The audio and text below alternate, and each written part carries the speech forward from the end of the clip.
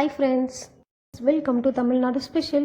ஒரே மாதிரியான கிரேவி செஞ்சு போர் அடிக்குதா? அதுவும் எண்ணெய் கத்திரிக்காய்னாலே எல்லாருமே புளிக்குழம்பு தான் செஞ்சுருப்போம் அண்ட் கேள்வியும் பட்டிருப்போம்.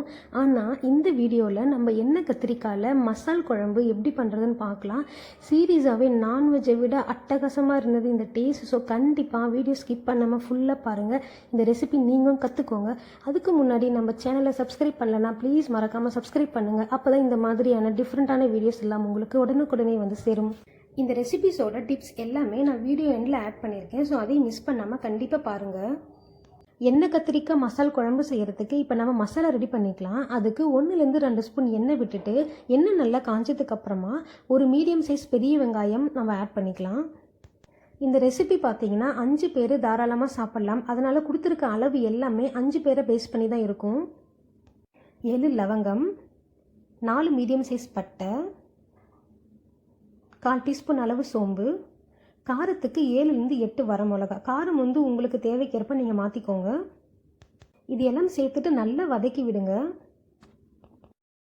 வெங்காயம் நல்லா வதங்கிடுச்சு. இந்த டைமில் நம்ம ஒரு மீடியம் சைஸ் தக்காளி இந்த மாதிரி பாதியாக கட் பண்ணி சேர்த்துக்கலாம். இதையும் நல்லா வதக்கி விடுங்க.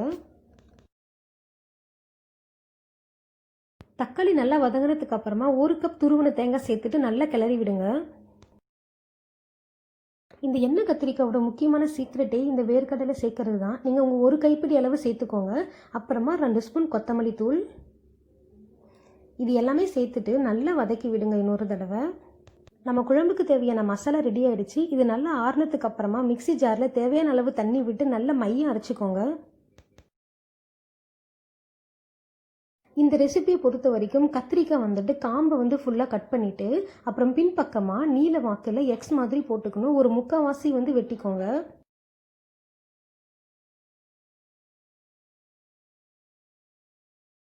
பாருங்கள், எல்லா கத்திரிக்காயுமே கட் பண்ணி நம்ம தண்ணியில் போட்டு வச்சுருக்கோம். தண்ணியில் போட்டு வைங்க, அப்போ தான் கத்திரிக்காயோட கலர் மாறாமல் இருக்கும்.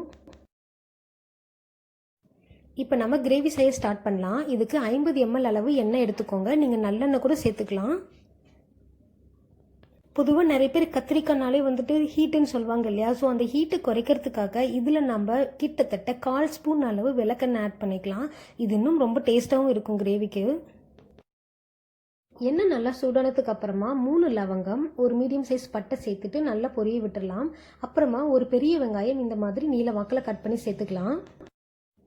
8 பல் பூண்டு, அப்புறம் கூடவே தேவையான அளவு கறிவேப்பிலையும் சேர்த்துட்டு இது எல்லாமே எண்ணெயிலேயே நல்லா வதங்கணும். 8 நிமிஷம் போல் ஆயிருக்கு. பாருங்கள், வெங்காயம் வந்து இந்த மாதிரி நல்ல பொன்னிறமாக வதங்கணும். இப்போது நம்ம 3/4 ஸ்பூன் அளவு இஞ்சி பூண்டு பேஸ்ட்டு சேர்த்து இதையும் நல்லா வதக்கி விட்டுக்கலாம். சப்போஸ் உங்ககிட்ட இஞ்சி பூண்டு பேஸ்ட் இல்லைன்னா 1 இன்ச் அளவுக்கு இஞ்சி சேர்த்துனா கூட உங்களுக்கு சுவை வந்து கரெக்டாக இருக்கும். இஞ்சி பூண்டு பேஸ்ட்டோட பச்சை வாசனை நல்லாவே போயிடுச்சு. இப்போ ஒரு மீடியம் சைஸ் தக்காளி இந்த மாதிரி குட்டி குட்டியாக கட் பண்ணி அதையும் சேர்த்துட்டு எண்ணெயிலேயே நல்லா வதக்கி விடுங்க. 5 நிமிஷம் ஆயிருக்கு. பாருங்கள், தக்காளி நல்லா வதங்கியிருக்கு, ப்ளஸ் எண்ணெயும் நல்லாவே பிரிஞ்சு வந்திருக்கு. இந்த டைமில் நம்ம கத்திரிக்காய் ஒன்று ஆட் பண்ணிக்கலாம்.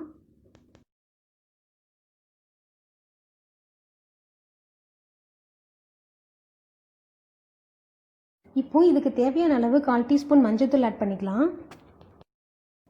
இது போல் நல்லா மிக்ஸ் பண்ணி விடுங்க. ஏன்னா எண்ணெயிலேயே கத்திரிக்காய் வந்து நல்லா வேகணும். 5 நிமிஷம் ஆயிருக்கு. பாருங்கள், கத்திரிக்காயோட கலர் வந்து நல்லாவே சேஞ்ச் ஆகிருக்கு. இது போல் நீங்கள் அடிக்கடி கத்திரிக்காயை திருப்பி விட்டுட்டே இருக்கணும். அப்போ தான் உங்களுக்கு வந்து முழுசாக எல்லா பக்கமுமே வேகும்.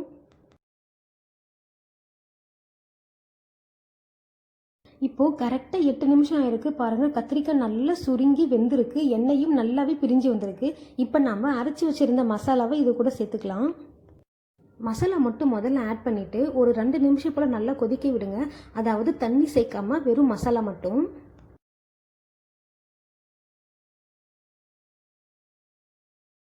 இது மாதிரி மசாலா ஒரு 2 நிமிஷம் போல் கொதிச்சதுக்கு அப்புறமா மிக்சி ஜாரில் மீதம் இருக்கும் இல்லையா, அதில் தண்ணி ஊற்றி நம்ம இதில் ஆட் பண்ணிக்கலாம்.